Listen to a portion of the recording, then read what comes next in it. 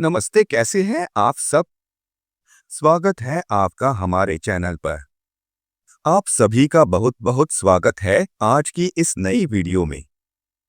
तो चलिए आज का वीडियो शुरू करते हैं।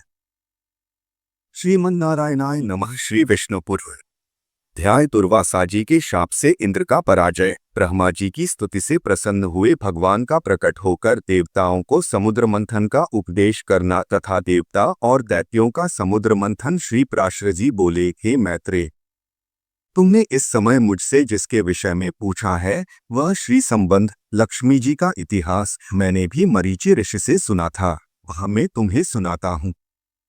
सावधान होकर सुनो। एक बार शंकर के अंशावतार श्री दुर्वासा जी पृथ्वी तल में विचर रहे थे। घूमते घूमते उन्होंने एक विद्याधरी के हाथों में संतानक पुष्पों की एक दिव्य माला देखी।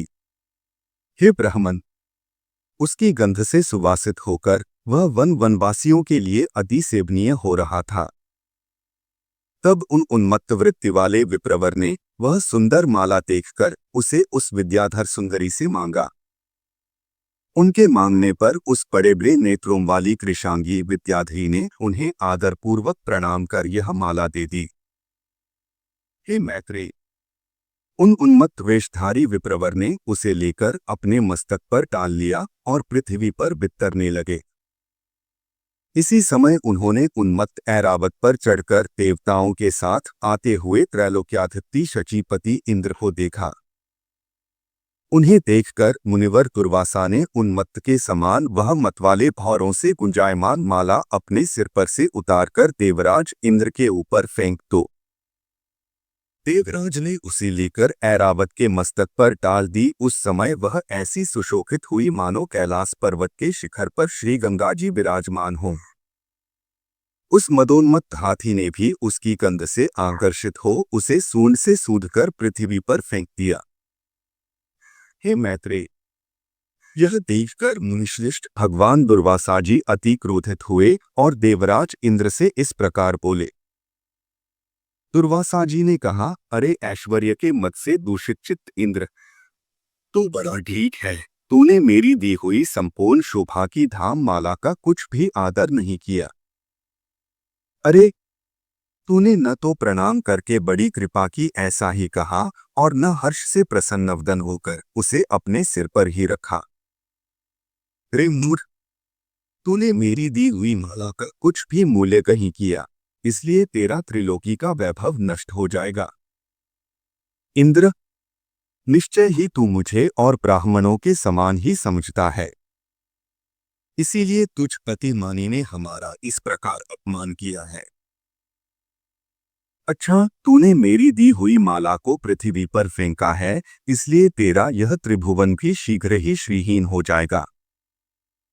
रे देवराज, जिसके क्रुद्ध होने पर संपूर्ण चराचर जगत भयभीत हो जाता है, उस मेरा ही तूने अति गर्व से इस प्रकार अपमान किया। श्री पराशर जी बोले, तब तो इंद्र ने तुरंत ही ऐरावत हाथी से उतरकर निष्पाप मुनिवर दुर्वासा जी को अनुनय विनय करके प्रसन्न किया। तब उसके प्रणामादि करने से प्रसन्न होकर मुनिश्रेष्ठ दुर्वासा जी उससे इस प्रकार कहने लगे। दुर्वासा जी बोले, इंद्र, मैं कृपालु चित्त नहीं हूँ, मेरे अंतःकरण में क्षमा को स्थान नहीं है। वे मुनिजन तो और ही हैं, तुम समझो मैं तो दुर्वासा हूँ ना। गौतमादि अन्य मुनिजनों ने व्यर्थ ही तुझे इतना मुँह लगा लिया है, पर याद रख, मुझ दुर्वासा का सर्वस्व तो क्षमा न करना ही है। दयामूर्ति वशिष्ठ आदि के बढ़ बढ़कर स्तुति करने से तू इतना गर्वीला हो गया कि आज मेरा भी अपमान करने चला है। अरे, आज त्रिलोकी में ऐसा कौन है जो मेरे प्रज्वलित जटाकला और टेढ़ी भ्रिकुटी को देखकर भयभीत न हो जाए। रे शतक्रतो, तू बारंबार अनुनय विनय करने का ढोंग क्यों करता है? तेरे इस कहने सुनने से क्या होगा? मैं क्षमा नहीं कर सकता। श्री पराशर जी बोले, हे ब्राह्मण, इस प्रकार कह वे विप्रवर वहां से चल दिए और इंद्र भी ऐरावत पर चढ़कर अमरावती को चले गए। हे मैत्रेय, तभी से इंद्र के सहित तीनों लोक वृक्षलता आदि के क्षीण हो जाने से श्रीहीन और नष्ट भ्रष्ट होने लगे। तब से यज्ञों का होना बंद हो गया, तपस्वियों ने तप करना छोड़ दिया तथा लोगों का दान आदि धर्मों में चित नहीं रहा। हे द्विजोत्तम, संपूर्ण लोक लोभादि के वशीभूत हो जाने से सत्वशून्य सामर्थ्यहीन हो गए और तुच्छ वस्तुओं के लिए भी लालायित रहने लगे। जैसे सत्व होता है वही लक्ष्मी रहती है और सत्व भी लक्ष्मी का ही साथी है। श्रीहीनों में भला सत्व कहा, और बिना सत्व के गुण कैसे ठहर सकते हैं। बिना गुणों के पुरुष में बल शौर्य आदि सभी का अभाव हो जाता है और निर्बल तथा अशक्त पुरुष सभी से अपमानित होता है। अपमानित होने पर प्रतिष्ठित पुरुष की बुद्धि बिगड़ जाती है। इस प्रकार त्रिलोकी के श्रीहीन और सत्वरहित हो जाने पर दैत्य और दानवों ने देवताओं पर चढ़ाई कर दी। सत्व और वैभव से शून्य होने पर भी दैत्यों ने लोभवश सत्व और श्रीहीन देवताओं से घोर युद्ध ठाना। अंत में दैत्यों द्वारा देवता लोग परास्त हुए। तब इंद्रादि समस्त देवगण अग्निदेव को आगे कर महाभाग पितामह श्री ब्रह्मा जी की शरण गए।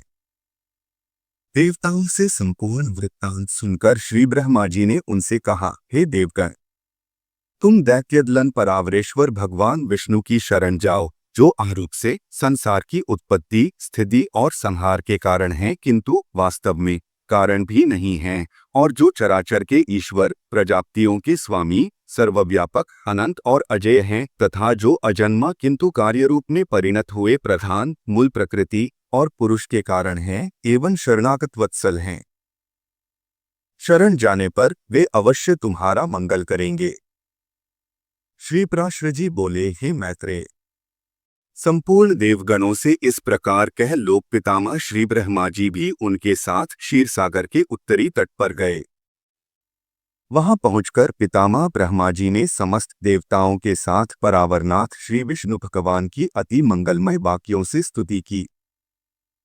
ब्रह्मा जी कहने लगे, जो समस्त अणुओं से भी अणु और पृथ्वी आदि समस्त कुरु भारी पदार्थों से भी कुरु भारी हैं, उन निखिल लोक विश्राम पृथ्वी के आधार स्वरूप अप्रकाश्य अभेद्य सर्वरूप सर्वेश्वर अनंत अज और अव्यय नारायण को मैं नमस्कार करता हूँ।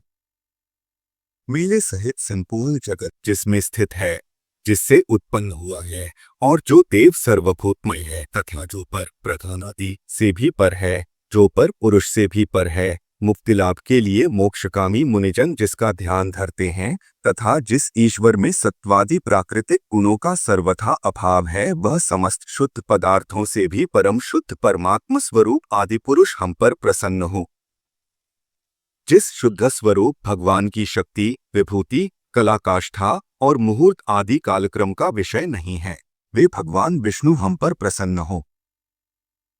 जो शुद्ध स्वरूप होकर भी उपचार से परमेश्वर परमा महालक्ष्मी ईश्वरपति अर्थात लक्ष्मीति कहलाते हैं, और जो समस्त देहधारियों के आत्मा है, वे श्री विष्णु भगवान हम पर प्रसन्न हो। जो कारण और कार्य रूप हैं तथा कारण के भी कारण और कार्य के भी कार्य हैं, वे श्रीहरि हम पर प्रसन्न हो। जो कार्य महत्तत्व के कार्य अहंकार का भी कार्य तन्मात्रा पंचक है, उसके कार्य खुद पंचक का भी कार्य ब्रह्मांड जो स्वयं है, और जो उसके कार्य ब्रह्मादक्षादि का भी कार्यभूत प्रजापतियों के पुत्र पौत्रादि है, उसे हम प्रणाम करते हैं।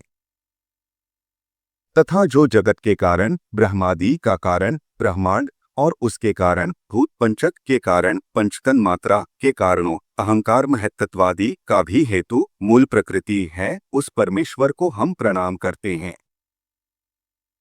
जो भोक्ता और भोग्य सृष्टा और सृज तथा कर्ता और कार्यरूप स्वयं ही है, उस परमपद को हम प्रणाम करते हैं। जो विशुद्ध बोध स्वरूप नित्य अजन्मा अक्षय अव्यय अव्यक्त और अविकारी है, वही विष्णु का परमपद परस्वरूप है। जो न स्थूल है न सूक्ष्म और न किसी अन्य विशेषण का विषय है, वही भगवान विष्णु का नित्य निर्मत परमपद है। हम उसको प्रणाम करते हैं। जिसके अयुतांश 10,000वें अंश के अयुतांश में यह विश्वरचना की शक्ति स्थित है तथा जो परब्रह्म स्वरूप है उस अव्यय को हम प्रणाम करते हैं। नित्ययुक्त योगिगण अपने पुण्य पापादि का क्षय हो जाने पर कारद्वारा चिंतनीय जिस अविनाशी पद का साक्षात्कार करते हैं वही भगवान विष्णु का परम पद है, जिसको देवगण, मुनिगण, शंकर और मैं कोई भी नहीं जान सकते। वही परमेश्वर श्री विष्णु का परम पद है। जिस अभूतपूर्व देव की ब्रह्मा, विष्णु और शिवरूप शक्तियां हैं वही भगवान विष्णु का परम पद है। हे सर्वेश्वर, हे सर्वभूतात्मन, हे सर्वरूप, हे सर्वाधार, हे अच्युत, हे विष्णु, हम भक्तों पर प्रसन्न होकर हमें दर्शन दीजिए। श्री पराशर जी बोले। ब्रह्मा जी के इन उद्गारों को सुनकर देवगण भी प्रणाम करके बोले, प्रभु हम पर प्रसन्न होकर हमें दर्शन दीजिए। हे जगत्धाम सर्वगत अच्युत, जिसे ये भगवान ब्रह्मा जी भी नहीं जानते, आपके उस परम पद को हम प्रणाम करते हैं। तदंतर ब्रह्मा और देवगणों के बोल चुकने पर बृहस्पति आदि समस्त देवर्षिगण कहने लगे, जो परम स्तवनीय आद्य यज पुरुष हैं और पूर्वजों के भी पूर्व पुरुष हैं, उन जगत के रचिता निर्विशेष परमात्मा को हम नमस्कार करते हैं। हे भूत भव्येश यज्ञ मूर्तिधर भगवन, हे अव्यय, हम सब शरणागतों पर आप प्रसन्न होइए और दर्शन दीजिए। हे नाथ, हमारे सहित ये ब्रह्मा जी, रुद्रों के सहित भगवान शंकर, 12 आदित्यों के सहित भगवान पूषा, अग्नियों के सहित पावक और ये दोनों अश्विनी कुमार, 8 वसु, समस्त मरुदगण, साध्यगण, विश्वेदेव तथा देवराज इंद्र, ये सभी देवगण दैत्य सेना से पराजित होकर अति प्रणत हो आपकी शरण में आए हैं। श्री पराशर जी बोले, हे मैत्रेय, इस प्रकार स्तुति किए जाने पर शंख चक्रधारी भगवान परमेश्वर उनके सम्मुख प्रकट हुए। तब उस शंख चक्रधारी उत्कृष्ट तेजोराशिमय अपूर्व दिव्य मूर्ति को देखकर पितामह आदि समस्त देवगण अति विनयपूर्वक प्रणाम कर क्षोभोश्चकित नयन हो उन कमलनयन भगवान की स्तुति करने लगे। देवगण बोले, हे प्रभु, आपको नमस्कार है, नमस्कार है। आप निर्विशेष हैं तथापि आप ही ब्रह्मा हैं, आप ही शंकर हैं तथा आप ही इंद्र, अग्नि, पवन, वरुण, सूर्य और यमराज हैं। हे देव, वसुगण, मरुदगण, साध्यगण और विश्वेदेवगण भी आप ही हैं तथा आपके सम्मुख जो यह देव समुदाय है, हे जगत स्रष्टा, वह भी आप ही हैं क्योंकि आप सर्वत्र परिपूर्ण हैं। आप ही यज्ञ हैं, आप ही वषटकार हैं तथा आप ही ओंकार और प्रजापति हैं। हे सर्वात्मन, विद्या, वेद्य और संपूर्ण जगत आप ही का स्वरूप तो है। हे विष्णु, दैत्यों से परास्त हुए हम आतुर होकर आपकी शरण में आए हैं। हे सर्वस्वरूप, आप हम पर प्रसन्न होइए और अपने तेज से हमें सशक्त कीजिए। हे प्रभु, जब तक जीव संपूर्ण पापों को नष्ट करने वाले आपकी शरण में नहीं जाता तभी तक उसमें दीनता, इच्छा, मोह और दुहक आदि रहते हैं। हे प्रसन्नात्मन, हम शरणागतों पर आप प्रसन्न होइए और हे नाथ, अपनी शक्ति से हम सब देवताओं के खोए हुए तेज को फिर बढ़ाइए। श्री पराशर जी बोले, विनीत देवताओं द्वारा इस प्रकार स्तुति किए जाने पर विश्वकर्ता भगवान हरि प्रसन्न होकर इस प्रकार बोले, है देवगण, मैं तुम्हारे तेज को फिर बढ़ाऊंगा। तुम इस समय में जो कुछ कहता हूं वह करो। तुम दैत्यों के साथ संपूर्ण औषधियां लाकर अमृत के लिए क्षीर सागर में डालो और मंदराचल को मथानी तथा बासुकी नाग को नेति बनाकर उसे दैत्य और दानवों के सहित मेरी सहायता से मथकर अमृत निकालो। तुम लोग समनीति का उल्लंघन कर दैत्यों से कहो कि इस काम में सहायता करने से आप लोग भी इसके फल में समान भाग पाएंगे। समुद्र के मथने पर उससे जो अमृत निकलेगा उसका पान करने से तुम सबल और अमर हो जाओगे। हे देवगण, तुम्हारे लिए मैं ऐसी युक्ति करूंगा जिससे तुम्हारे द्वेषी दैत्यों को अमृत न मिल सकेगा और उनके हिस्से में केवल समुद्र मंथन का क्लेश ही आएगा। श्री पराशर जी बोले, तब देवदेव भगवान विष्णु के ऐसा कहने पर सभी देवगण दैत्यों से संधि करके अमृत प्राप्ति के लिए यत्न करने लगे। हे मैत्रेय, देव, दानव और दैत्यों ने नाना प्रकार की औषधियां लाकर उन्हें शरद ऋतु के आकाश की सी निर्मल कांति वाले क्षीर सागर के जल में डाला और मंदराचल को मथानी तथा वासुकी नाग को नीति बनाकर बड़े वेग से अमृत मथना आरंभ किया। भगवान ने जिस ओर वासुकी की पूंछ थी उस ओर देवताओं को तथा जिस ओर मुख था उधर दैत्यों को नियुक्त किया। महातेजस्वी वासुकी के मुख से निकलते हुए निःश्वासाग्नि से झुलसकर सभी दैत्यगज निस्तेज हो गए और उसी श्वास वायु से विक्षिप्त हुए मेघों की पूंछ की ओर बरसते रहने से देवताओं की शक्ति बढ़ती गई। हे महामुनि, भगवान स्वयं कूर्म रूप धारण कर क्षीरसागर में घूमते हुए मंदराचल के आधार हुए और वे ही चक्र गदाधर भगवान अपने एक अन्य रूप से देवताओं में और एक रूप से दैत्यों में मिलकर नागराज को खींचने लगे थे। तथा हे मैत्रेय, एक अन्य विशाल रूप से जो देवता और दैत्यों को दिखाई नहीं देता था, श्री केशव ने ऊपर से पर्वत को दबा रखा था। भगवान श्रीहरि अपने तेज से नागराज वासुकी में बल का संचार करते थे और अपने अन्य तेज से वे देवताओं का बल बढ़ा रहे थे।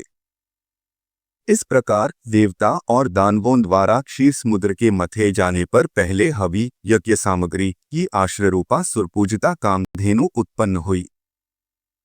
हे महामुने, उस समय देव और दानवगण अति आनंदित हुए और उसकी और चित्त खिंच जाने से उनकी टकटकी बंध गई।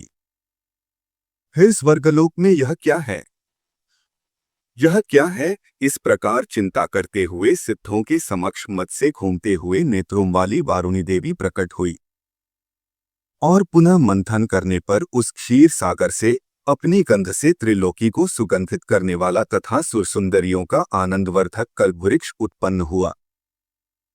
हे मैत्रेय, तत्पश्चात क्षीर सागर से रूप और उदारता आदि गुणों से युक्त अति अद्भुत अप्सराएं प्रकट हुई। फिर चंद्रमा प्रकट हुआ जिसे महादेव जी ने ग्रहण कर लिया। इसी प्रकार क्षीर सागर से उत्पन्न हुए विष को नागों ने ग्रहण किया। फिर श्वेत वस्त्रधारी साक्षात भगवान धन्वंतरी जी अमृत से भरा कमंडलू लिए प्रकट हुए। हे मैत्रेय, उस समय मुनिकर के सहित समस्त दैत्य और दानवगण स्वस्थचित्त होकर अति प्रसन्न हुए। उसके पश्चात विकसित कमल पर विराजमान स्फुटकांति में श्री लक्ष्मी देवी हाथों में कमल पुष्प धारण किए क्षीर समुद्र से प्रकट हुई। उस समय महर्षिगण अति प्रसन्नता पूर्वक श्री सूक्त द्वारा इनकी स्तुति करने लगे तथा विश्वावसु आदि गंधर्वगण उनके सम्मुख गान और कृताची आदि अप्सराएं नृत्य करने लगी।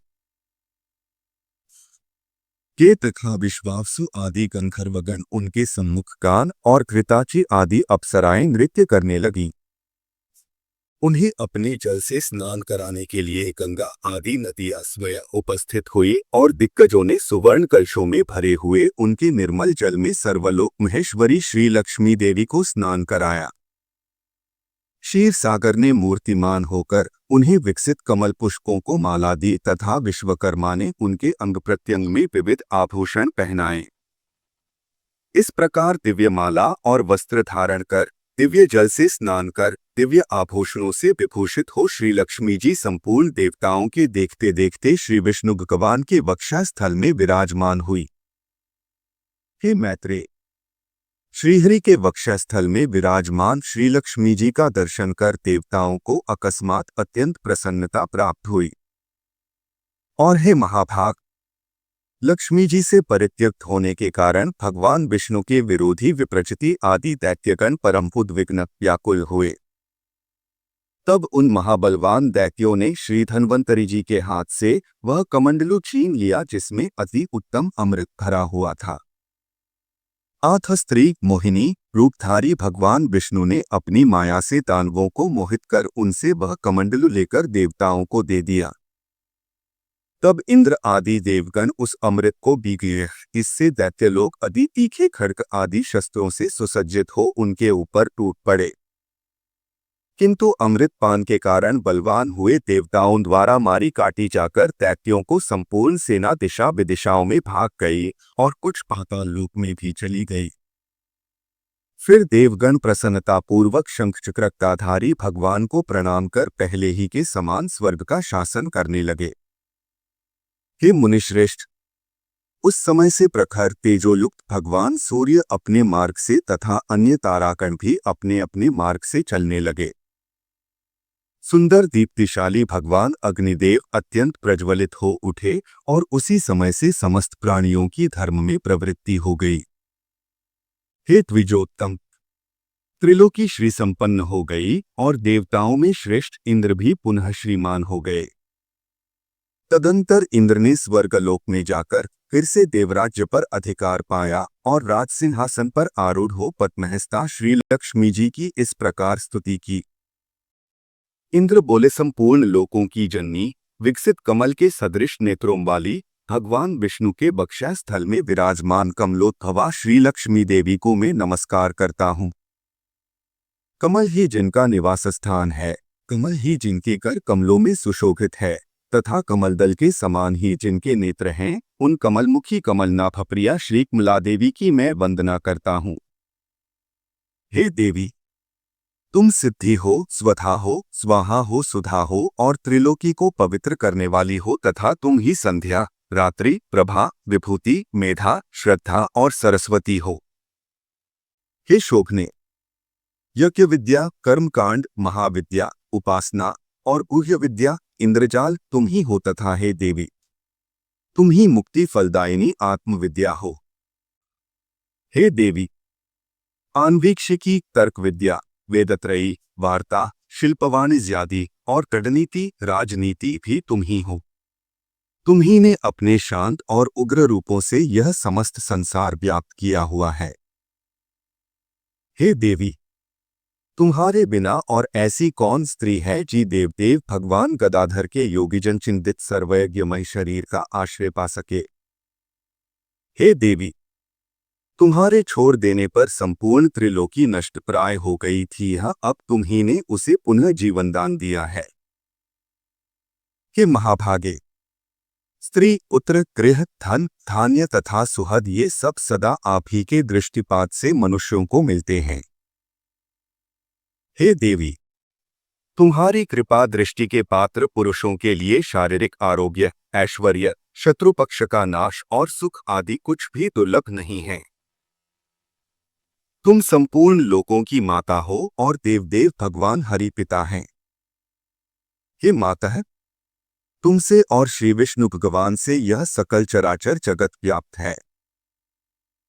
हे सर्वपावनी मातेश्वरी, हमारे कोष, खजाना, कोष्ठ, पशुशाला, गृह, भोग सामग्री, शरीर और स्त्री आदि को आप कभी न त्यागे, अर्थात इनमें भरपूर रहें। अये विष्णु वक्षा स्थल निवासिनी, हमारे पुत्र, सुहृद, पशु और भूषण आदि को आप कभी न छोड़े। हे अमले, जिन मनुष्यों को तुम छोड़ देती हो उन्हें सत्व, मानसिक बल, सत्य, शौच और शील आदि गुण भी शीघ्र ही त्याग देते हैं।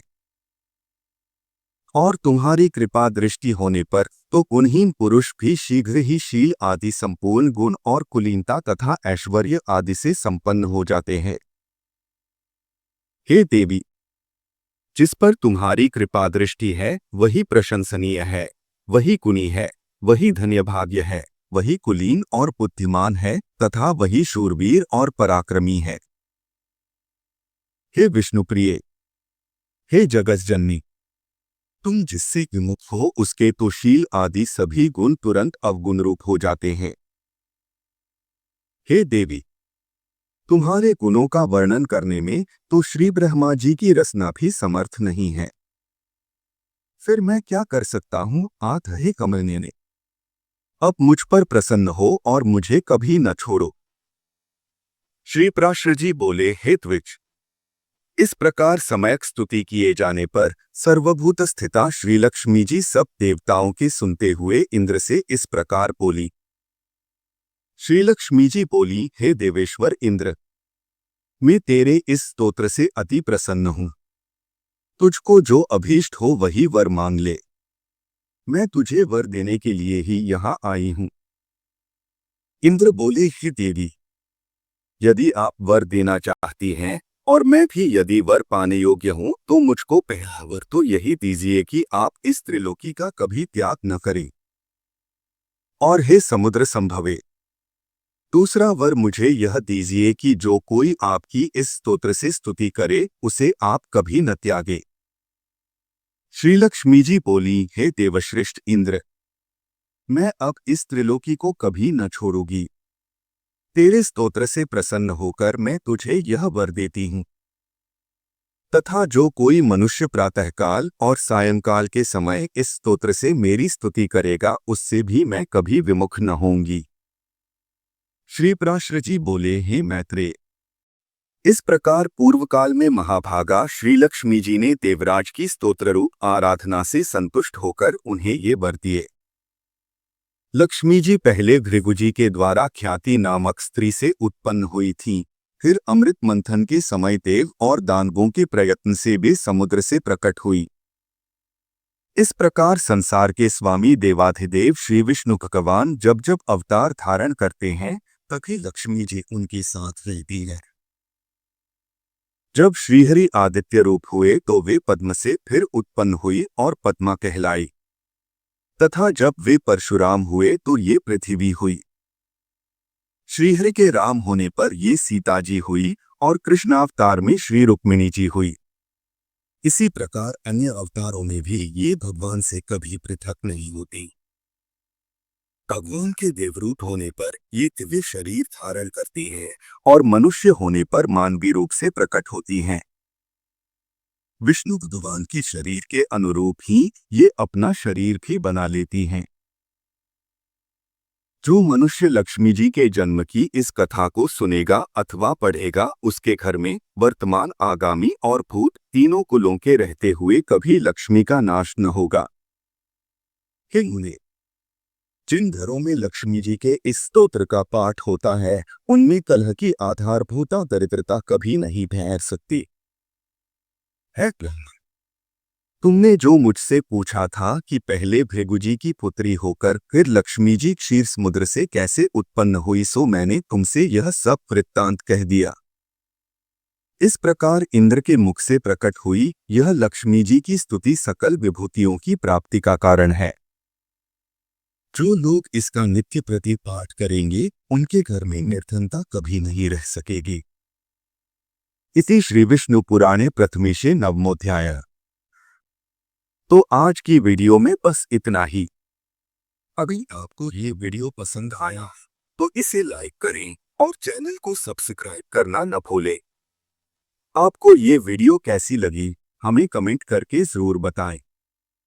मिलते हैं अगली वीडियो में, तब तक के लिए अपना ध्यान रखिए। खुश रहिए, स्वस्थ रहिए और देखते रहिए हमारा चैनल।